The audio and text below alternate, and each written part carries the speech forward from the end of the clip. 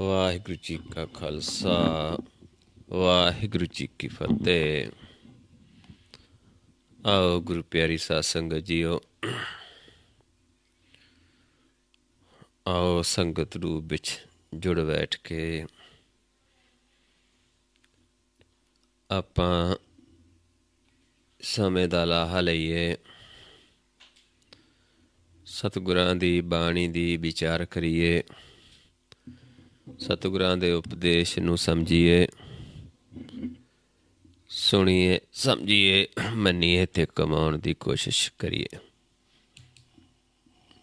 ਕਿਉਂਕਿ ਜੋ ਆਪਣਾ ਇਹ ਜੀਵਨ ਹੈ, ਜੋ ਕਿ ਦੁਰਲੱਭ ਦੇ ਹੀ ਸਾਨੂੰ ਪ੍ਰਾਪਤ ਹੋਈ ਹੈ, ਆਪਾਂ ਇਸ ਦਾ ਲਾਹਾ ਖੱਟਣਾ ਹੈ। ਇਹਦੇ ਹੀ ਸਾਨੂੰ ਬਾਰ-ਬਾਰ ਨਹੀਂ ਮਿਲਦੀ। ਸੋ ਆਪਾਂ ਵਿਚਾਰ ਰਹੇ ਸੀ ਕੱਲ੍ਹ ਬਾਣੀ ਗੌੜੀ ਗੁਆਰੇਰੀ ਮਹੱਲਾ ਪੰਜਵਾਂ।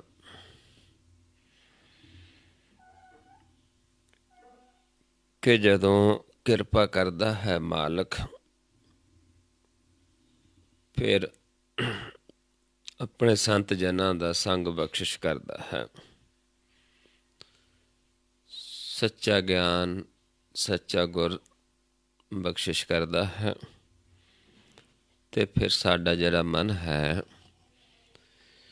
ਜਿਹੜਾ ਤ੍ਰੈ ਗੁਣਾਂ ਦੇ ਵਿੱਚ ਸੁੱਤਾ ਪਿਆ ਹੈ,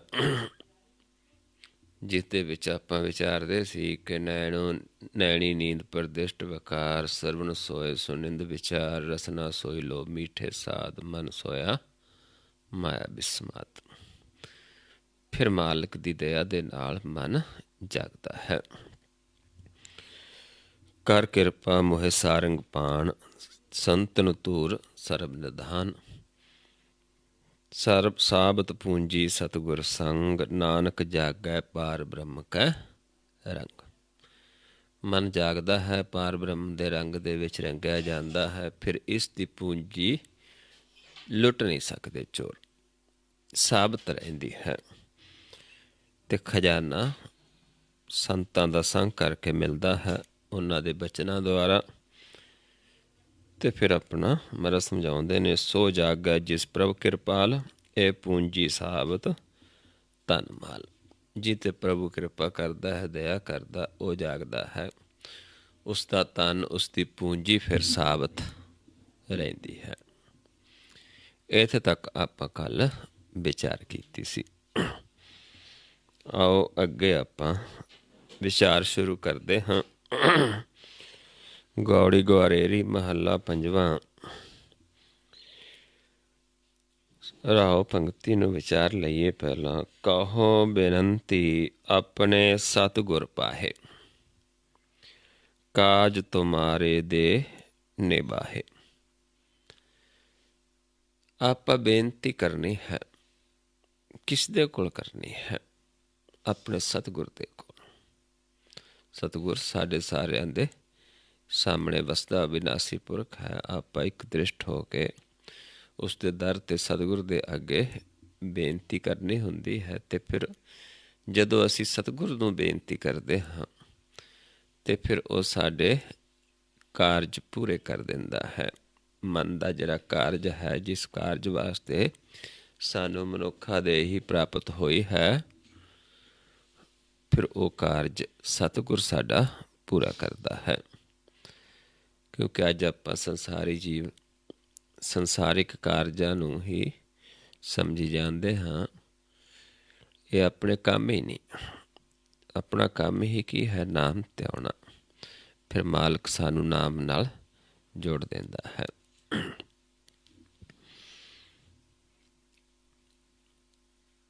ਆਓ ਸ਼ੁਰੂ ਕਰਦੇ ਹਾਂ ਸ਼ਬਦ। ਜਾ ਕੈ ਵਸ ਖਾਨ ਸੁਲਤਾਨ। ਉਸ ਪ੍ਰਭੂ ਦੇ ਵਸ ਦੇ ਵਿੱਚ ਸਾਰਾ ਕੁਛ ਹੀ ਹੈ। ਬਾਦਸ਼ਾਹ, ਚੌਧਰੀ, ਖਾਨ ਜੋ ਵੀ ਹੈ, ਇਹ ਸਾਰੇ ਉਸ ਪ੍ਰਭੂ ਦੇ ਵਸ ਦੇ ਵਿੱਚ ਨੇ। ਜਾ ਕੇ ਵਸ ਹੈ ਸਗਲ ਜਹਾਨ। ਸਾਰਾ ਜਹਾਨ ਹੀ ਉਸ ਦੇ ਵਸ ਦੇ ਵਿੱਚ ਹੈ। ਕਿਉਂਕਿ ਉਸ ਦੇ ਹੁਕਮ ਤੋਂ ਬਿਨਾਂ एक पत्ता भी नहीं हिल सकदा। वो चाहे तो कुछ भी कर सकदा है। वो चाहे पहाड़ां दे विच नदियां बना सकदा है ते नदियां दे विच पहाड़ ला सकदा है। कुछ भी कर सकदा है, क्योंकि उसके वस दे विच है सारा कुछ। जाका किया सब किश होए, जिसदा कीता ही सारा कुछ हुंदा है। क्योंकि एक ही करने वाला है, करन काਰਨ प्रभ एक है, दूसरा ना ही कोई दूजा नहीं। इस करके उसका कीता ही हुंदा, प्रभु का कीता ही हुंदा है। तिसते बाहर ना ही कोई। ਤੇ ਆਪਾਂ ਸਾਰੇ ਉਸ ਦੇ ਵਿੱਚ ਵਸਦੇ ਹਾਂ, ਉਹ ਸਾਡੇ ਸਾਰਿਆਂ 'ਚ ਵਸਦਾ ਹੈ। ਐਸਾ ਕੋਈ ਜੀਵ ਨਹੀਂ ਜਿਹੜਾ ਉਸ ਤੋਂ ਬਾਹਰ ਹੈ, ਕਿਉਂਕਿ ਸਭ ਦੇ ਵਿੱਚ ਉਸ ਦੀ ਜੋਤ ਹੈ। ਸਾਰਿਆਂ ਦਾ ਸਰੀਰ 10 ਦੁਆਰਾਂ ਦਾ ਹੈ, ਸਾਰਿਆਂ ਦੇ 10ਵੇਂ ਦੁਆਰ ਦੇ ਵਿੱਚ ਪ੍ਰਭੂ ਵਸਦਾ ਹੈ। ਸਭ ਤੇ ਊਚ ਜਾਕਾ ਦਰਬਾਰ, ਜਿਸ ਦਾ ਦਰਬਾਰ ਸਭ ਤੇ ਉੱਚਾ ਹੈ, क्योंकि सारा संसार ही उसके वस्ते विच है। सगल भगत जा का नाम आधार, सारे जिहड़े भगत ने जिन्होंने आप मालिक कृपा करता, भगती चलाउंदा है, जिन्होंने जना देंदा है, उन्हां दा आधार की है? नाम। सिर्फ नाम आधार हुंदा है। सर्व व्यापत पूर्ण तनी, हर थां व्यापदा है, हर थां हर वेले हाजिर है। पूरा तो नहीं है, क्योंकि एक कोई दाता, एक कोई मालिक है, सारा कुछ उसे दा है। जा की शोभा घट घट बनी, घट घट दे विच वो वसदा है, उसकी शोभा है। जदों आपां अपने घट 10 सोझी आ जाती, 10 द्वारां दे शरीर की सोझी आ जाती है, फिर जीव उसनूं जानदा भी है, फिर उस नाल प्यार भी करता, उसकी शोभा भी करता, सिर्फ सलाह भी करता है। जिस सिमरत दुख डेरा टहै, उस प्रभु दे सिमरत दे नाल दुखां दा डेरा, जिहड़ा मन नूं दुख पए ने 4 युगां तो ये भटकदा आ रहा है। जिहड़े वड्डे दुख ने, कुछ संसारिक दुख ने, कुछ समय दे वास्ते छोटे दुख हुंदे ने, ਜਿਹੜੇ ਸਾਡੇ ਸਰੀਰ ਨੂੰ ਲੱਗਦੇ ਨੇ। ਜਿਹੜੇ ਸਰੀਰ ਨੂੰ ਕਿਉਂ ਲੱਗਦੇ ਨੇ? ਕਿ ਮਨ ਦਾ ਇਲਾਜ ਹੋ ਜਾਵੇ। ਜਿਹੜਾ ਮਨ ਨੂੰ ਰੋਗ ਲੱਗਿਆ, ਉਹ ਮਨ ਦਾ ਰੋਗ ਹਟ ਜਾਵੇ, ਫਿਰ ਤਨ ਨੂੰ ਰੋਗ ਲੱਗਦਾ। ਇਸ ਕਰਕੇ ਜਿਸ ਨੂੰ ਮਹਾਰਾਜ ਸਮਝਾਉਂਦੇ ਨੇ, ਦੁੱਖ ਦਾਰੂ ਬਣਦੀ ਹੈ।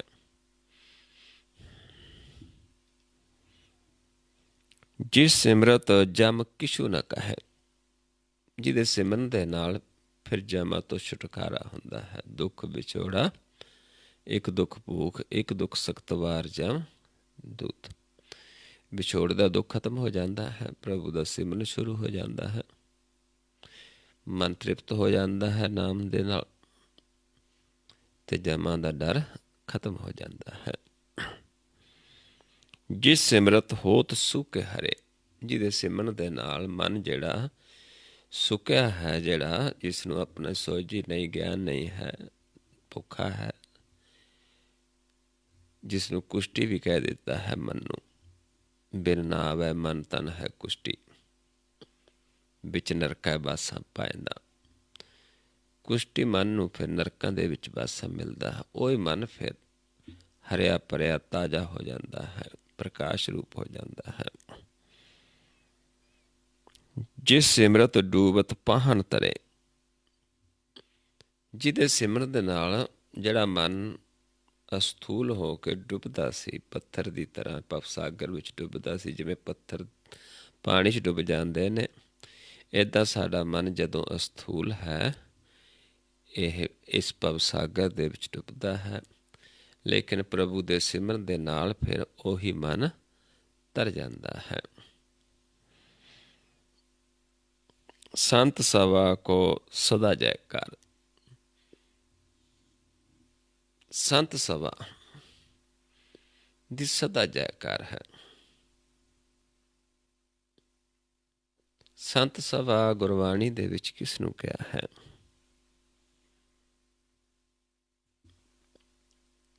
ਜਿੱਥੇ ਸਿਰਫ ਪਾਰ ਬ੍ਰਹਮ ਦੀ ਸਿਫਤ ਸਲਾਹ ਕੀਤੀ ਜਾਂਦੀ ਹੈ, ਪਾਰ ਬ੍ਰਹਮ ਦੇ ਗੁਣ ਗਾਏ ਜਾਂਦੇ ਨੇ, ਉਸ ਨੂੰ ਸੰਤ ਸਭਾ ਕਿਹਾ ਜਾਂਦਾ ਗੁਰਬਾਣੀ ਦੇ ਵਿੱਚ। ਸੰਤ ਸਭਾ ਤਾ ਕਾ ਹੈ ਨਾਉ, ਕੇਵਲ ਪਾਰ ਬ੍ਰਹਮ ਗੁਣ ਗਾਓ। ਜਿੱਥੇ ਪਾਰ ਬ੍ਰਹਮ ਦੇ ਕੇਵਲ ਪਾਰ ਬ੍ਰਹਮ ਦੀ ਗੱਲ ਕੀਤੀ ਜਾਂਦੀ ਹੈ, ਪਾਰ ਬ੍ਰਹਮ ਦੀ ਸਿਫਤ ਸਲਾਹ ਕੀਤੀ ਜਾਂਦੀ ਹੈ, ਪਾਰ ਬ੍ਰਹਮ ਦੇ ਗੁਣ ਗਾਏ ਜਾਂਦੇ ਨੇ, ਉਸ ਨੂੰ ਸੰਤ ਸਭਾ ਕਿਹਾ ਹੈ। ਇਸ ਕਰਕੇ ਮਹਾਰਾਜ ਸਮਝਾਉਂਦੇ ਨੇ ਕਿ ਉਹਨੂੰ ਸਦਾ ਹੀ ਉਹਨਾਂ ਦੀ ਜੈ ਜੈਕਾਰ ਹੈ। ਹਰ ਹਰ ਨਾਮ ਜਨ ਪ੍ਰਾਣ ਆਧਾਰ। ਜਿਹੜੇ ਜਨ ਸਵਾਸਾਂ ਨੂੰ, ਜਿੱਥੋਂ ਸਵਾਸ ਆਉਂਦਾ ਉੱਥੋਂ ਹੀ ਜਦੋਂ ਇੱਕ ਦ੍ਰਿਸ਼ਟ ਹੋ ਕੇ ਧਿਆਨ ਲਗਾਉਂਦੇ ਹਾਂ, ਉੱਥੇ ਹੀ ਨਾਮ ਪ੍ਰਗਟ ਹੋ ਜਾਂਦਾ ਹੈ। ਫਿਰ ਮਨ ਨਾਮ ਦੇ ਵਿੱਚ ਜੁੜਦਾ ਹੈ। ਇੱਦਾਂ ਉਸ ਦਾ ਆਧਾਰ ਕੀ ਬਣ ਜਾਂਦਾ ਹੈ? ਨਾਮ, ਹਰੀ ਦੇ ਜਨ ਦਾ। ਹਰ ਹਰ ਨਾਮ ਜਨ ਪ੍ਰਾਣ ਆਧਾਰ। ਕਹੋ ਨਾਨਕ ਮੇਰੀ ਸੁਣੀ ਅਰਦਾਸ। ਅਰਦਾਸ ਸੁਣਦਾ ਹੈ ਪ੍ਰਭੂ, ਅਰਦਾਸ ਸੁਣਦਾ ਹੈ ਜਦੋਂ ਅਸੀਂ ਅਰਦਾਸ ਕਰਦੇ ਹਾਂ, ਬੇਨਤੀ ਕਰਦੇ ਹਾਂ। ਕਰੋ ਬੇਨਤੀ ਆਪਣੇ ਸਤਿਗੁਰ ਪਾਹੇ। ਆਪਣੇ ਸਤਿਗੁਰ ਦੇ ਪਾਸ ਜਦੋਂ ਬੇਨਤੀ ਕਰਦੇ ਹਾਂ ਤੇ ਫਿਰ ਉਹ ਮਹਾਰਾਜ ਸਮਝਾਉਂਦੇ ਨੇ ਕਿ ਫਿਰ ਸਾਡੀ ਅਰਦਾਸ ਸੁਣੀ। ਕਹੋ ਨਾਨਕ ਮੇਰੀ ਸੁਣੀ ਅਰਦਾਸ, ਸੰਤ ਪ੍ਰਸਾਦ ਮੋਕੋ ਨਾਮ ਨਿਵਾਸ। ਜਦੋਂ ਅਸੀਂ ਸਤਿਗੁਰ ਦੇ ਕੋਲ ਬੇਨਤੀ ਕਰਦੇ ਹਾਂ, ਸਤਿਗੁਰ ਫਿਰ ਸਾਨੂੰ ਆਪਣੇ ਸੰਤਾਂ ਦਾ ਸੰਗ ਬਖਸ਼ਿਸ਼ ਕਰਦਾ ਹੈ। ਫਿਰ ਸੰਤਾਂ ਦੁਆਰਾ ਨਾਮ ਦੀ ਸੋਝੀ ਦਿੰਦਾ ਹੈ, ਨਾਮ ਨੂੰ ਧਿਆਉਣ ਦਾ ਗੁਰ ਤਰੀਕਾ ਵਿਧੀ ਦੱਸਦਾ ਹੈ, ਉਸ ਨੂੰ ਜਾਣਨ ਦਾ ਗਿਆਨ ਦਿੰਦਾ ਹੈ। ਅਤੇ ਫਿਰ ਸਾਡਾ ਆਧਾਰ ਜਿਹੜਾ ਹੈ ਮਨ ਨਾਮ ਦੇ ਵਿੱਚ ਨਿਵਾਸ ਕਰਦਾ ਹੈ ਅਤੇ ਨਾਮ ਮਨ ਵਿੱਚ ਨਿਵਾਸ ਕਰਦਾ ਹੈ। ਜੋਤ ਜੋਤ 'ਚ ਸਮਾ ਜਾਂਦੀ ਹੈ। ਇੱਥੇ ਆਪਾਂ ਨੂੰ ਇਸ ਦੇ ਵਿੱਚ ਦੱਸਿਆ ਕਿ ਉਹ ਪ੍ਰਭੂ ਦੇ ਨਾਲ ਸਾਡਾ ਮਿਲਾਪ ਹੋ ਜਾਂਦਾ ਹੈ, ਜਿਹੜਾ ਸਭ ਤੋਂ ਵੱਡਾ ਹੈ, ਜਿਹਦੇ ਸਾਰਾ ਕੁਛ ਵਸ ਦੇ ਵਿੱਚ ਹੈ। ਪਰ ਹੁੰਦਾ ਕਿਵੇਂ ਹੈ? ਜਦੋਂ ਅਸੀਂ ਆਪਣੇ ਸਤਿਗੁਰ ਦੇ ਕੋਲ ਬੇਨਤੀ ਕਰਦੇ ਹਾਂ, ਸਤਿਗੁਰ ਸੰਤਾਂ ਦਾ ਸੰਗ ਬਖਸ਼ਿਸ਼ ਕਰਦਾ ਹੈ ਅਤੇ ਸੰਤਾਂ ਦੁਆਰਾ ਫਿਰ ਨਾਮ ਦੀ ਸੋਝੀ ਹੁੰਦੀ ਹੈ, ਮਨ ਨਾਮ ਦੇ ਵਿੱਚ ਨਿਵਾਸ ਕਰਦਾ ਹੈ, ਜਿਵੇਂ ਇੱਥੇ ਗੁਰਸਿੱਖਾਂ ਨੇ ਆਪ ਕੀਤਾ ਹੈ।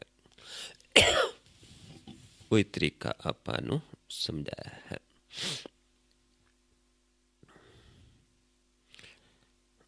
ਅਗਲਾ ਸ਼ਬਦ ਗੌੜੀ ਗੁਆਰੇਰੀ ਮਹੱਲਾ ਪੰਜਵਾਂ। ਔਰ ਹੋ ਪੰਗਤੀ ਪਹਿਲਾਂ ਵਿਚਾਰ ਲਈਏ। ਸਭ ਜਗ ਸਾਚਾ ਜਾ ਸੱਚ ਮਹਿ ਰਾਤੇ, ਸੀਤਲ ਸਾਥ ਸੀਤਲ ਸਾਤ ਗੁਰ ਤੇ ਪ੍ਰਭ ਜਾਤੇ। ਜਦੋਂ ਗੁਰ ਤੇ ਪ੍ਰਭੂ ਨੂੰ ਜਾਣ ਲੈਂਦੇ ਹਾਂ, ਮਨ ਸ਼ਾਂਤ ਹੋ ਜਾਂਦਾ ਹੈ, ਸੀਤਲ ਹੋ ਜਾਂਦਾ ਹੈ। ਗੁਰ ਦੁਆਰਾ ਫਿਰ ਜਦੋਂ ਪ੍ਰਭੂ ਨੂੰ ਜਾਣ ਕੇ ਜਦੋਂ ਧਿਆਉਂਦਾ ਹੈ, ਮਨ ਸੱਚ ਦੇ ਵਿੱਚ ਰਤਿਆ ਜਾਂਦਾ, ਕਿਉਂਕਿ ਪ੍ਰਭੂ ਨੂੰ, ਪਰਮੇਸ਼ਰ ਨੂੰ ਸੱਚ ਕਿਹਾ ਹੈ, ਨਿਰੰਕਾਰ ਨੂੰ ਸੱਚ ਕਿਹਾ ਹੈ। ਜਦ ਮਨ ਸੱਚ ਦੇ ਵਿੱਚ ਰਤਿਆ ਜਾਂਦਾ ਹੈ, ਫਿਰ ਉਸ ਦੇ ਵਾਸਤੇ ਸਾਰਾ ਸੰਸਾਰ ਸੱਚਾ ਹੈ। ਜੇ ਅਸੀਂ ਨਾਮ ਨੂੰ ਨਹੀਂ ਜਾਣਿਆ, ਪਰਮੇਸ਼ਰ ਨੂੰ ਨਹੀਂ ਜਾਣਿਆ, ਫਿਰ ਸਾਡੇ ਵਾਸਤੇ ਸਾਰਾ ਕੁਛ ਝੂਠ ਹੈ, ਕੂੜ ਹੈ। ਜੇ ਸੱਚ ਨੂੰ ਜਾਣ ਲਿਆ ਤੇ ਫਿਰ ਸਾਡੇ ਵਾਸਤੇ ਸਾਰਾ ਕੁਛ ਸੱਚ ਹੈ। ਜਿਸ ਨੂੰ ਮਹਾਰਾਜ ਸਮਝਾਉਂਦੇ ਨੇ, ਸੱਚੇ ਤੇਰੇ ਖੰਡ, ਸੱਚੇ ਬ੍ਰਹਿਮੰਡ, ਸੱਚੇ ਤੇਰੇ ਲੋ, ਸੱਚੇ ਆਕਾਰ, ਸੱਚੇ ਤੇਰੇ ਕਰਨੇ ਸਰਬ ਵਿਚਾਰ, ਸੱਚਾ ਤੇਰਾ ਅਮਰ, ਸੱਚਾ ਦੀਵਾਨ, ਸੱਚਾ ਤੇਰਾ ਹੁਕਮ, ਸੱਚਾ ਫੁਰਮਾਨ, ਸੱਚਾ ਤੇਰਾ ਕਰਮ, ਸੱਚਾ ਨਿਸ਼ਾਨ। ਸੱਚੇ ਤੁਧ ਆਖੈ ਲੱਖ ਕਰੋੜ, ਸੱਚੇ ਸਭ ਤਾਨ, ਸੱਚੇ ਸਭ ਜੋਰ, ਸੱਚੀ ਤੇਰੀ ਸਿਫਤ, ਸੱਚੀ ਸਲਾਹ, ਸੱਚੀ ਤੇਰੀ ਕੁਦਰਤ, ਸੱਚੇ ਪਾਤਸ਼ਾਹ। ਨਾਨਕ ਸੱਚ ਤੇ ਐਨ ਸੱਚ। ਜਿਹੜੇ ਸੱਚ ਨੂੰ ਧਿਆਉਂਦੇ ਨੇ ਉਹਨਾਂ ਵਾਸਤੇ ਸਾਰਾ ਕੁਝ ਸੱਚ ਹੈ, ਤੇ ਜਿਹੜੇ ਨਹੀਂ ਧਿਆਉਂਦੇ, ਜਿਨ੍ਹਾਂ ਨੂੰ ਨਹੀਂ ਸੋਝੀ, ਉਹ ਫਿਰ ਜੰਮਣ ਮਰਦੇ ਵਿੱਚ ਉਸ ਨੂੰ ਕੱਚੇ ਕਹਿੰਦੇ ਹਨ। ਜੋ ਮਰ ਜੰਮੈ ਸੋ ਕੱਚ ਨਿਕੱਚ।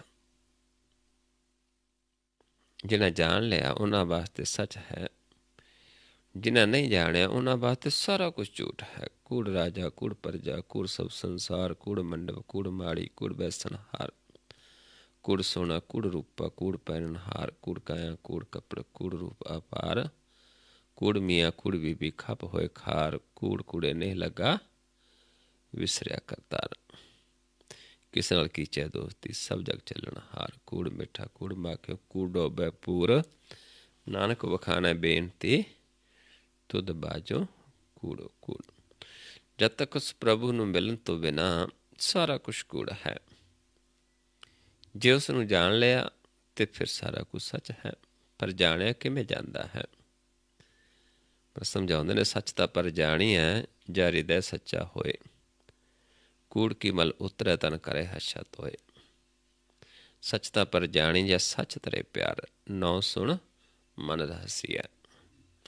ਨੌ ਪਹਿਲਾਂ ਸੁਣਨਾ ਹੈ, ਗਿਆਨ ਲੈਣਾ ਹੈ ਗੁਰ ਦਾ, ਗੁਰਸਿੱਖਾਂ ਗੁਰਮੁਖਾਂ ਦੇ ਕੋਲੋਂ, ਫਿਰ ਉਸ ਨੂੰ ਬਾਰ-ਬਾਰ ਕਮਾਉਣਾ ਹੈ ਤਾਂ ਪਾਏ ਮੁਖ ਦੁਆਰ, ਫਿਰ ਮੁਕਤੀ ਦਾ ਦੁਆਰਾ ਪ੍ਰਾਪਤ ਹੁੰਦਾ ਹੈ। ਸੱਚ ਤਾਂ ਪਰ ਜਾਣੀਏ ਜਾਂ ਸਿੱਖ ਸੱਚੀ ਲੈ, ਦਇਆ ਜਾਣੇ ਜੀ ਕੀ ਕਿਛ ਪੁੰਨ ਦਾਨ ਕਰੇ। ਸੱਚ ਨੂੰ ਜਾਣਨ ਵਾਸਤੇ ਸੱਚੀ ਸਿੱਖ ਲੈਣੀ ਹੁੰਦੀ ਹੈ। ਪਰ ਜੇ ਕੋਈ ਜੀਵ ਜਿਸ ਦੇ ਅੰਦਰ ਜਿਸ ਨੇ ਜਾਣਿਆ ਹੈ ਪ੍ਰਭੂ ਨੂੰ, ਉਹ ਸਾਡੇ 'ਤੇ ਦਇਆ ਕਰਦਾ ਹੈ ਕਿ ਮਨ 'ਤੇ ਦਇਆ, ਕਿ ਮਨ ਦਾ ਭਲਾ ਕਿਵੇਂ ਹੋਣਾ, ਮਨ ਨੇ ਪੰਜਾਂ ਤੋਂ ਕਿਵੇਂ ਬਚਣਾ, ਮਨ ਨੇ ਮਾਇਆ ਤੋਂ ਕਿਵੇਂ ਛੁੱਟਣਾ ਹੈ। ਫਿਰ ਉਹ ਸੱਚੀ ਸਿੱਖ ਦਿੰਦਾ ਹੈ, ਉਹ ਪੁੰਨ ਕਰਦਾ ਹੈ, ਪ੍ਰਭੂ ਦਾ ਗਿਆਨ ਦਿੰਦਾ ਹੈ।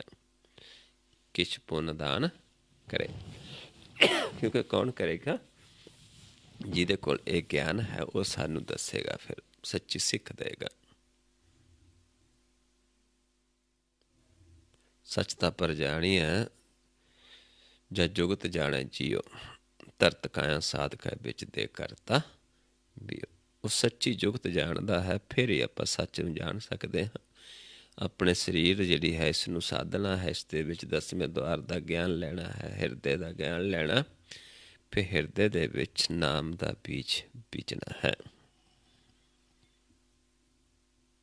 ਸੱਚ ਤਾਂ ਪਰ ਜਾਣੀਏ ਜਾਂ ਆਤਮ ਤੀਰਥ ਕਰੇ ਨਿਵਾਸ, ਫਿਰ ਮਨ ਆਤਮ ਤੀਰਥ 'ਤੇ ਨਿਵਾਸ ਕਰਦਾ ਹੈ। ਸਤਿਗੁਰੂ ਨੂੰ ਪੁੱਛ ਕੇ ਬਹਿ ਰਹੇ ਕਰੇ ਨਿਵਾਸ। ਫਿਰ ਸਤਿਗੁਰੂ ਨੂੰ ਪੁੱਛ ਕੇ ਕਿ ਕਿੱਥੇ ਧਿਆਨ ਲਗਾਉਣਾ, ਕਿੱਥੇ ਟਿਕਣਾ ਹੈ ਮਨ ਨੂੰ, ਫਿਰ ਉੱਥੇ ਟਿਕਦਾ ਹੈ ਮਨ, ਬੈਠਦਾ ਹੈ, ਆਸਣ ਲਾਉਂਦਾ ਹੈ। ਸੱਚ ਸਭਨਾ ਹੋਏ ਦਾਰੂ, ਪਾਪ ਕੱਢੈ ਤੋਏ। ਇੱਦਾਂ ਸੱਚ ਫਿਰ ਸਾਰਿਆਂ ਵਾਸਤੇ ਦਾਰੂ ਬਣ ਜਾਂਦੀ, ਪਾਪਾਂ ਦਾ ਨਾਸ ਕਰ ਦਿੰਦੀ ਹੈ। ਨਾਨਕ ਵਖਾਣੈ ਬੇਨਤੀ, ਜਿਨ ਸੱਚ ਪੱਲੇ ਹੋਏ। ਪਰ ਐਸੇ ਜੀਵ ਜਿਨ੍ਹਾਂ ਦੇ ਪੱਲੇ ਸੱਚ ਹੈ, ਉਹਨਾਂ ਕੋਲ ਬੇਨਤੀ ਕਰਾਂਗੇ, ਫਿਰ ਉਹ ਸਾਨੂੰ ਸੱਚ ਦਾ ਗਿਆਨ ਦਿੰਦੇ ਨੇ। ਨਹੀਂ ਤਾਂ ਅਸੀਂ ਕੂੜ ਦੇ ਨਾਲ ਜੁੜੇ ਹਾਂ।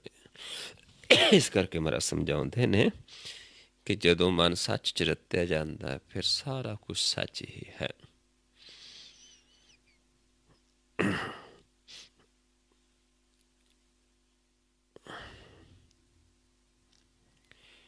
और शब्द शुरू करते हैं। सतगुर दर्शन अग्न निवारी।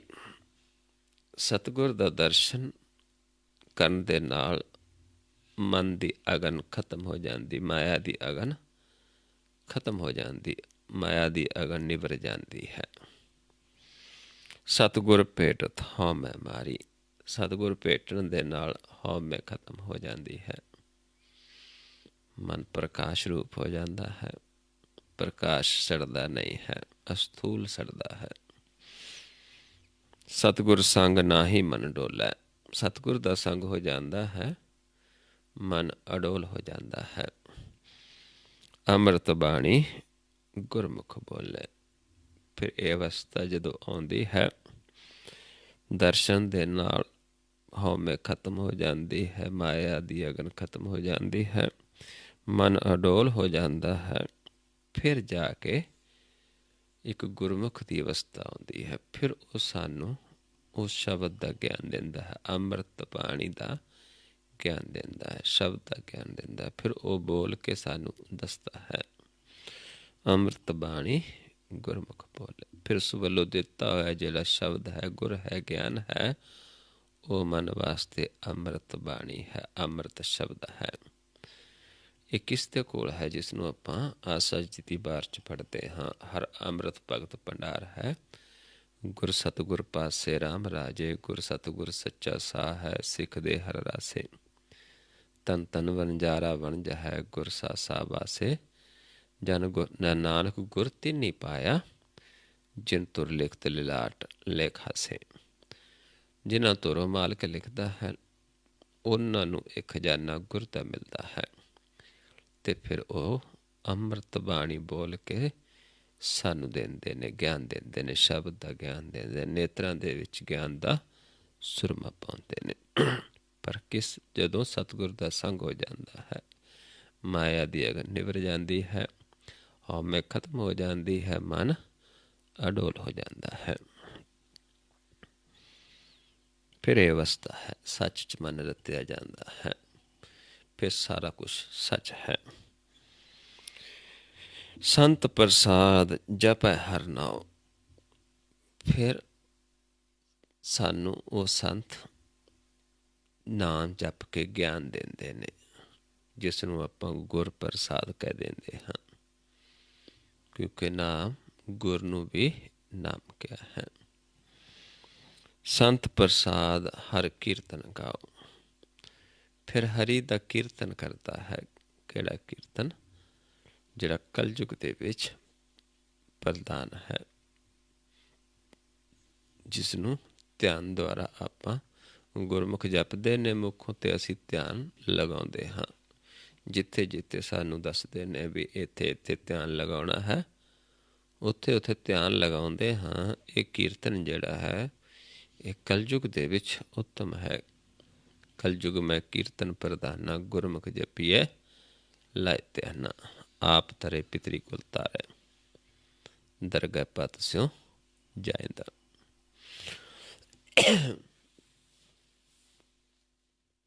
ਆਪ ਤਰੈ ਸਗਲੇ ਕੁਲ ਤਾਰੇ, ਦਰਗਹਿ ਪਤ ਸਿਉ ਜਾਇਦਾ।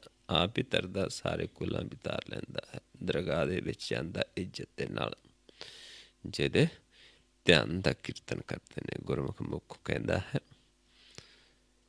ਤੇ ਦੂਜੇ ਧਿਆਨ ਲਗਾਉਂਦੇ ਨੇ। ਇਹ ਸੰਤਾਂ ਦਾ ਸੰਗ ਕਰਕੇ ਕੀਤਾ ਜਾਂਦਾ ਹੈ। ਸੰਤ ਪ੍ਰਸਾਦ ਸਗਲ ਦੁੱਖ ਮਿਟੇ। ਸੰਤਾਂ ਦਾ ਸੰਗ ਕਰਕੇ, ਗਿਆਨ ਲੈ ਕੇ, ਗੁਰ ਨੂੰ ਕਮਾ ਕੇ ਮਨ ਦੇ ਦੁੱਖ ਖਤਮ ਹੋ ਜਾਂਦੇ ਨੇ। ਸੰਤ ਪ੍ਰਸਾਦ ਬੰਧਨ ਤੇ ਛੁੱਟੇ। ਤੇ ਫਿਰ ਮਨ ਬੰਧਨਾਂ ਤੋਂ ਛੁੱਟ ਜਾਂਦਾ ਹੈ, ਸੰਤਾਂ ਤੋਂ ਗਿਆਨ ਲੈ ਕੇ, ਗੁਰ ਲੈ ਕੇ। ਸੰਤ ਕਿਰਪਾ ਤੇ ਮਿਟੇ ਮੋਹ ਭਰਮ। ਸੰਤ ਜਦੋਂ ਕਿਰਪਾ ਕਰਦੇ ਨੇ, ਗਿਆਨ ਦਿੰਦੇ ਨੇ, ਗੁਰ ਦਾ ਨੇਤਰਾਂ 'ਚ ਗਿਆਨ ਦਾ ਸੁਰਮਾ ਪਾਉਂਦੇ ਨੇ, ਤੇ ਉਸ ਦੇ ਨਾਲ ਫਿਰ ਮਨ ਦਾ ਭਰਮ ਖਤਮ ਹੋ ਜਾਂਦਾ ਹੈ, ਮੋਹ ਖਤਮ ਹੋ ਜਾਂਦਾ ਹੈ। ਸਾਧ ਰੇਨ ਮੱਜਣ ਸਭ ਧਰਮ। ਸਾਧੂ ਜਨਾਂ ਦੀ ਰੇਨ ਧੂੜੀ ਜੋ ਹੈ, ਸਾਧੂ ਜਨਾਂ ਦੇ ਜੋ ਬਚਨਾਂ ਦੇ ਵਿੱਚ ਮਨ ਇਸ਼ਨਾਨ ਕਰਦਾ ਹੈ। ਸਾਧ ਕਿਰਪਾਲ ਦਿਆਲ ਗੋਬਿੰਦ। ਜਦੋਂ ਸਾਧੂ ਜਨਾਂ ਦੀ ਸੰਗਤ 'ਚ ਜਾਂਦੇ ਹਾਂ, ਮਾਲਕ ਖੁਸ਼ ਹੋ ਜਾਂਦਾ ਹੈ। ਦਿਆਲੂ ਕਿਰਪਾਲੂ ਮਾਲਕ ਜੋ ਹੈ ਖੁਸ਼ ਹੁੰਦਾ ਹੈ, ਕਿਉਂਕਿ ਪ੍ਰਭੂ ਕਦੋਂ ਖੁਸ਼ ਹੁੰਦਾ ਹੈ? ਕਦੋਂ ਬੁਝਾਉਂਦਾ ਹੈ? ਜਦੋਂ ਖੁਸ਼ ਹੁੰਦਾ ਹੈ। ਉਹਦਾ ਰੂਪ ਰੇਖ ਰੰਗ ਤਾਂ ਹੈ ਨਹੀਂ, ਜਿਸ ਨੂੰ ਆਪਾਂ ਪੜ੍ਹਦੇ ਹਾਂ, ਰੂਪ ਨ ਰੇਖ ਨ ਰੰਗ ਕਿਛ ਤ੍ਰਿਗੁਣ ਤੇ ਪ੍ਰਭਿੰਨ, ਤਿਸੈ ਬੁਝਾਏ ਨਾਨਕਾ ਜਿਸ ਹੋਵੈ ਸੁਪਰਸੰਨ। ਵੀ ਉਹਨੂੰ ਬੁਝਾਉਂਦਾ ਹੈ ਜਿਸ ਤੇ ਖੁਸ਼ ਹੁੰਦਾ ਹੈ। ਤੇ ਖੁਸ਼ ਕਿਵੇਂ ਹੁੰਦਾ ਹੈ?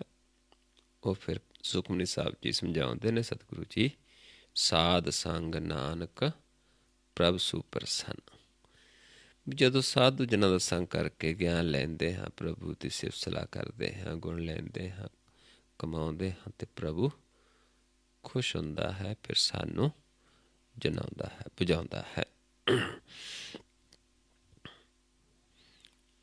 ਸਾਧਾ ਮਹਿ ਇਹ ਹਮਰੀ ਜਿੰਦ। ਤੇ ਫਿਰ ਜਿਹੜੇ ਜੀਵ ਸਾਧੂ ਜਨਾਂ ਦਾ ਸੰਗ ਕਰਦੇ ਨੇ, ਫਿਰ ਉਹ ਆਪਣਾ ਜੀਵਨ ਹੀ ਇੱਕ ਸੰਗਤ ਸਮਝ ਲੈਂਦੇ ਨੇ।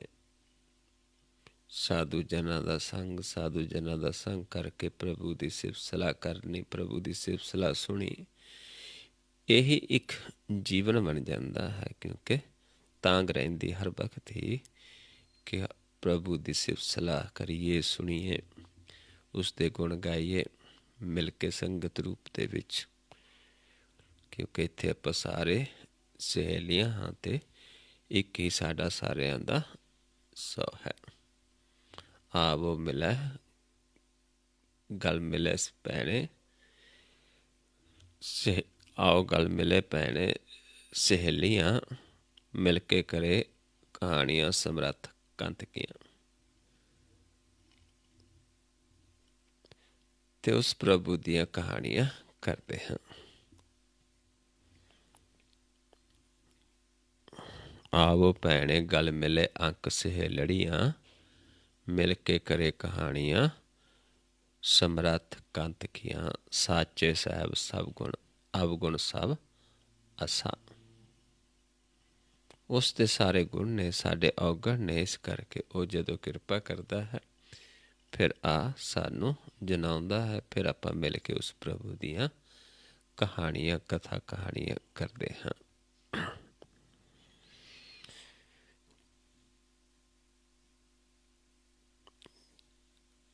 ਕਿਰਪਾ ਨਿਧ ਕਿਰਪਾਲ ਧਿਆਵੋ, ਸਾਧ ਸੰਗਤਾਂ ਬੈਠਣ ਪਾਵੋ। ਸਾਧੂ ਜਨਾਂ ਦਾ ਸੰਗ ਕਿਵੇਂ ਹੈ? ਸਾਧੂ ਜਨਾਂ ਦੀ ਸੰਗਤ ਦੇ ਵਿੱਚ ਕਦੋਂ ਬੈਠਿਆ ਜਾਂਦਾ ਹੈ? ਕਿ ਇੱਕ ਸਰੀਰ ਦੇ ਨਾਲ ਬੈਠਣ ਨੂੰ ਸਾਧੂ ਜਨਾਂ ਦਾ ਸੰਗ ਕਹਿੰਦੇ ਨੇ? ਨਹੀਂ। ਜਦੋਂ ਆਪਾਂ ਉਹਨਾਂ ਜਨਾਂ ਦਾ ਕੋਲ ਜਾ ਕੇ ਗਿਆਨ ਲੈ ਕੇ ਉਸ ਪ੍ਰਭੂ ਨੂੰ, ਜਿਹੜਾ ਖਜ਼ਾਨਾ ਹੈ ਜਿਸ ਕੋਲ, ਜਿਹੜਾ ਕਿਰਪਾਲੂ ਹੈ, ਕਿਰਪਾ ਕਰਦਾ ਹੈ, ਅਸੀਂ ਉਸ ਨੂੰ ਧਿਆਉਂਦੇ ਹਾਂ ਸਾਧੂ ਜਨਾਂ ਦਾ ਸੰਗ ਕਰਕੇ। ਜੇ ਅਸੀਂ ਸਿਰਫ ਜਾਣਦੇ ਹਾਂ, ਸਰੀਰ ਦਾ ਹੀ ਸੰਗ ਕਰਦੇ ਹਾਂ, ਫਿਰ ਉਹ ਸਾਧੂ ਜਨਾਂ ਦਾ ਸੰਗ ਨਹੀਂ ਹੈ। ਸਾਧੂ ਦਾ ਸੰਗ ਕੀ ਹੈ? ਕਿ ਆਪਾਂ ਉਸ ਨਾਲ ਬੈਠ ਕੇ ਉਸ ਪ੍ਰਭੂ ਦੇ ਨਾਮ ਨੂੰ ਧਿਆਉਣਾ,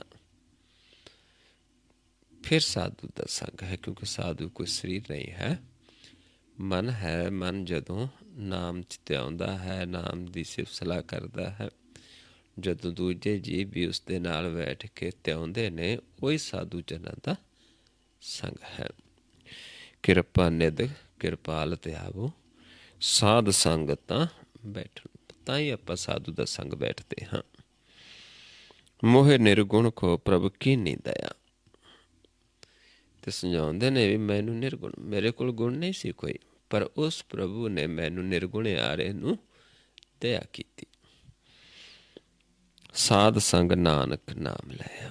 ਤੇ ਮੈਨੂੰ ਵੀ ਸਾਧੂ ਦਾ ਸੰਗ ਬਖਸ਼ਿਸ਼ ਕੀਤਾ, ਜਿੱਥੋਂ ਅਸੀਂ ਨਾਮ ਦਾ ਗਿਆਨ ਲਿਆ, ਨਾਮ ਦੀ ਸੋਝੀ ਲਈ, ਜਿੱਥੇ ਸਾਡਾ ਮਨ ਪ੍ਰਕਾਸ਼ ਰੂਪ ਹੋ ਜਾਂਦਾ ਹੈ, ਨਾਨਕ ਰੂਪ ਹੋ ਜਾਂਦਾ ਹੈ। ਇੱਥੇ ਇਹ ਸਾਨੂੰ ਸਮਝਾਇਆ ਹੈ ਸ਼ਬਦ ਦੇ ਵਿੱਚ ਕਿ ਸੰਸਾਰ ਜਦ ਤੱਕ ਵਿਛੜੇ ਹਾਂ ਆਪਾਂ ਮਾਲਕ ਤੋਂ, ਤੇ ਸਾਰਾ ਕੁਛ ਕੂੜ ਹੈ। ਜਦੋਂ ਉਸ ਨੂੰ ਜਾਣ ਲੈਂਦੇ, ਉਸ ਵਿੱਚ ਰਤੇ ਜਾਂਦੇ, ਫਿਰ ਜੋ ਵੀ ਆਪਾਂ ਕਰਦੇ ਹਾਂ ਵਿੱਚ ਰਹਿੰਦੇ, ਸੱਚ ਦੇ ਵਿੱਚ ਹੀ ਰਹਿੰਦੇ ਹਾਂ। ਕਿਉਂਕਿ ਸੱਚ ਇੱਕ ਸੱਚ ਹੈ, ਇੱਕ ਉਸਦੀ ਰਚਨਾ ਹੈ। ਇਹ ਰਚਨਾ ਵੀ ਉਸਦੀ ਹੈ। ਰਚਨਾ ਝੂਠ ਹੈ, ਲੇਕਿਨ ਰਚਨਹਾਰ ਹੈ ਜਿਹੜਾ, ਉਹ ਸੱਚ ਹੈ। ਫਿਰ ਆਪਾਂ ਸੱਚ ਦੇ ਨਾਲ ਜੁੜਦੇ ਹਾਂ, ਸੱਚ ਨੂੰ ਜਾਣਦੇ ਹਾਂ, ਉਸਦੀ ਰਚਨਾ ਨੂੰ ਦੇਖਦੇ ਹਾਂ, ਉਸਦੀ ਸਿਰਜਣਾ ਨੂੰ ਦੇਖਦੇ ਹਾਂ।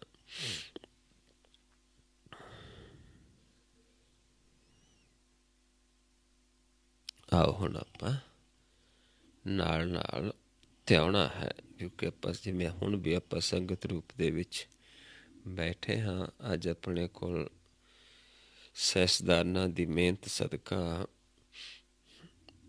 ਇਹ ਫੇਸਬੁੱਕ ਸਾਡੇ ਕੋਲ ਜ਼ਰੀਆ ਹੈ, ਯੂਟਿਊਬ ਇੱਕ ਜ਼ਰੀਆ ਹੈ ਕਿ ਆਪਣੇ ਘਰ ਬੈਠੇ ਹੀ ਆਪਾਂ ਸੰਗਤ ਕਰ ਲੈਂਦੇ ਹਾਂ। ਆਪਾਂ ਪ੍ਰਭੂ ਨੂੰ ਬੈਠ ਕੇ ਧਿਆ ਸਕਦੇ ਹਾਂ, ਉਸ ਦੇ ਗੁਣਾਂ ਨੂੰ ਸੁਣ ਸਕਦੇ ਹਾਂ, ਸਮਝ ਸਕਦੇ ਹਾਂ, ਦੇਖ ਸਕਦੇ ਹਾਂ। ਇਹ ਦਇਆ ਹੈ, ਬੇਸ਼ੱਕ ਆਪ ਹੀ ਮਾਲਕ ਦੀ ਇਹ ਬਖਸ਼ਿਸ਼ ਹੈ ਕਿ ਸਾਨੂੰ ਜੀਵਨ ਨੂੰ ਇਹ ਗਿਆਨ ਦੇ ਕੇ ਇਹ ਖੋਜ ਹੋਈ ਹੈ, ਲੇਕਿਨ ਆਪਾਂ ਇਸ ਦਾ ਲਾਹਾ ਖੱਟ ਰਹੇ ਹਾਂ। ਆਓ ਆਪਾਂ ਧਿਆਉਣਾ ਕਿਵੇਂ ਹੈ। ਧਿਆਉਂਦੇ ਹਾਂ, ਹੋ ਸਕਦਾ ਕੋਈ ਨਵਾਂ ਜੀਵ ਹੋਵੇ, ਉਸ ਪਹਿਲਾਂ ਸਮਝ ਲਵੇ ਕਿ ਧਿਆਉਣਾ ਕੀ ਹੈ, ਧਿਆਉਣਾ ਕਿਸ ਨੂੰ ਕਹਿੰਦੇ ਨੇ। ਧਿਆਉਣਾ ਹੈ ਧਿਆਨ ਲਗਾਉਣਾ, ਕਿਉਂਕਿ ਅਕਸਰ ਜਿਹੜੇ ਜੀਵ ਨੇ ਸਾਨੂੰ ਨਾ ਅਸੀਂ ਵਿਚਾਰਦੇ ਹਾਂ ਨਾ ਸੋਚਦੇ ਹਾਂ, ਕਰਵਾਉਂਦੇ ਕੁਛ ਹੋਰ ਨੇ ਤੇ ਕਹਿੰਦੇ ਕੁਛ ਹੋਰ ਨੇ। ਉਦਾਹਰਨ ਗੁਰਬਾਣੀ ਦੀ ਕੁਛ ਹੋਰ ਦਿੰਦੇ ਨੇ, ਲੇਕਿਨ ਕਰਵਾਉਂਦੇ ਹੋਰ ਨੇ। ਜਿਵੇਂ ਉਦਾਹਰਨ ਦੇ ਤੌਰ 'ਤੇ ਸਾਨੂੰ ਕਹਿਣਗੇ ਵੀ ਜਿਹੜਾ ਜੀਵ ਸਾਸ ਗਰਾਸ ਹਰੀ ਨੂੰ ਧਿਆਉਂਦਾ ਹੈ ਉਹ ਗੁਰੂ ਨੂੰ ਪਾਉਂਦਾ ਹੈ। ਜੋ ਸਾਸ ਗਰਾਸ ਧਿਆਏ ਮੇਰਾ ਹਰ ਹਰ, ਸੋ ਗੁਰ ਸਿੱਖ ਗੁਰੂ ਮਨ ਪਾਵੇ। ਪਰ ਕਰਵਾਉਂਦੇ ਕੀ ਨੇ? ਧਿਆਨ ਨਹੀਂ ਲਗਵਾਉਂਦੇ। ਕਰਵਾਉਂਦੇ ਕੀ ਨੇ? ਬੋਲਦੇ ਨੇ, ਬੁਲਾ ਕੇ ਕਰਵਾਉਂਦੇ ਨੇ ਕਿ ਬੋਲੋ ਸਵਾਸ ਗਰਾਸ। ਗੁਰਬਾਣੀ ਕਹਿ ਰਹੀ ਹੈ ਧਿਆਓ। ਗੁਰੂ ਸਾਹਿਬ ਕਹਿ ਰਹੇ ਹਾਂ ਘਾਲਣਾ ਉਹਨਾਂ ਦੀ ਥਾਂ ਪੈਂਦੀ ਜਿਹੜੇ ਧਿਆਉਂਦੇ ਨੇ, ਅਤੇ ਉਹ ਸਾਨੂੰ ਬੋਲਣ ਨੂੰ ਕਹਿੰਦੇ ਨੇ। ਇਸ ਕਰਕੇ ਪ੍ਰਭੂ ਨੂੰ ਧਿਆਉਣਾ ਹੈ, ਕਿਉਂਕਿ ਧਿਆਉਣ ਦੇ ਵਿੱਚ ਆਉਂਦਾ ਹੈ, ਕਹਿਣ ਦੇ ਵਿੱਚ ਨਹੀਂ ਆਉਂਦਾ, ਬੋਲਣ ਦੇ ਵਿੱਚ ਨਹੀਂ ਆਉਂਦਾ। ਹੁਕਮ ਕਹਿਆ ਨਹੀਂ ਜਾਂਦਾ। ਹੁਕਮ ਨਾ ਹੁਕਮੀ ਹੋਵਨ ਆਕਾਰ, ਹੁਕਮ ਨਾ ਕਹਿਆ ਜਾਏ ਹੁਕਮੀ ਹੋਵਨ ਜੀ। ਹੁਕਮ ਨਾ ਕਹਿਆ ਜਾਈ ਹੁਕਮੀ ਹੋਵਨ ਜੀ, ਹੁਕਮ ਮਿਲੇ ਵਡਿਆਈ। ਹੁਕਮ ਕਹਿਣ 'ਚ ਨਹੀਂ ਆਉਂਦਾ, ਨਾਮ ਕਹਿਣ ਦੇ ਵਿੱਚ ਨਹੀਂ ਆਉਂਦਾ ਹੈਗਾ। ਸਿਰਫ ਨਾਮ ਨੂੰ ਦੇਖਿਆ ਜਾਂਦਾ ਹੈ। ਜਿਨ੍ਹਾਂ ਨੇ ਦੇਖਿਆ ਉਹਨਾਂ ਨੇ ਸਾਨੂੰ ਸਮਝਾਇਆ ਹੈ। ਦੇਖਿਆ ਕਿਵੇਂ ਜਾਂਦਾ ਹੈ? ਸੰਤਾਂ ਦਾ ਸੰਗ ਕਰਕੇ। ਸੰਤ ਗਿਆਨ ਦਾ ਸੁਰਮਾ ਨੇਤਰਾਂ 'ਚ ਪਾਉਂਦੇ ਨੇ। ਜਦੋਂ ਦਇਆ ਕਰਦਾ ਹੈ ਮਾਲਕ, ਸੰਤਾਂ ਦਾ ਮਿਲਾਪ ਕਰਾਉਂਦਾ ਹੈ, ਫਿਰ ਸੰਤ ਗਿਆਨ ਦਾ ਸੁਰਮਾ ਪਾਉਂਦੇ ਨੇ, ਜਿਸ ਨੂੰ ਮਹਾਰਾਜ ਸਮਝਾਉਂਦੇ ਨੇ ਗਿਆਨ ਅੰਜਨ ਗੁਰ ਦੀਆ, ਅਗਿਆਨ ਅੰਧੇਰ ਵਿਨਾਸ਼, ਹਰ ਕਿਰਪਾ ਤੇ ਸੰਤ ਭੇਟਿਆ, ਨਾਨਕ ਮਨ ਪ੍ਰਕਾਸ਼। ਫਿਰ ਉਹ ਸੰਤਾਂ ਦੁਆਰਾ ਪ੍ਰਭੂ ਨੂੰ ਅੰਦਰ ਦੇਖਿਆ ਜਾਂਦਾ ਹੈ। ਸੰਤ ਸੰਗ ਅੰਤਰ ਪ੍ਰਭ ਡੀਠਾ, ਨਾਮ ਪ੍ਰਭੂ ਕਾ ਲਾਗਾ ਮੀਠਾ। ਸਗਲ ਸਮਗਰੀ ਏਕ ਸਕਟ ਮਾਹੇ, ਅਨੇਕ ਰੰਗ नाना दृष्टा है। नौ निदम्बत प्रभु का नाम, देही मैं इसका विश्राम, सुन समाद अनहते नाद, कहन न जाई अचरज विस्माद। कह नहीं जाता क्योंकि चर्च है, विस्माद है, प्रकाश है। तिन देखा जिस आप दिखाए, नानक तिस जन सो जी पाए। ਜਦੋਂ ਮਾਲਕ ਦਇਆ ਕਰਦਾ, ਸੰਤਾਂ ਸਾਂ ਕਰਦਾ, ਫਿਰ ਆਪਾ ਦਿਖਾਉਂਦਾ, ਆਪਾ ਜਨਾਉਂਦਾ, ਉਸ ਨੂੰ ਦੇਖਦਾ ਹੈ, ਪਰ ਕਿਹਾ ਨਹੀਂ ਜਾਂਦਾ।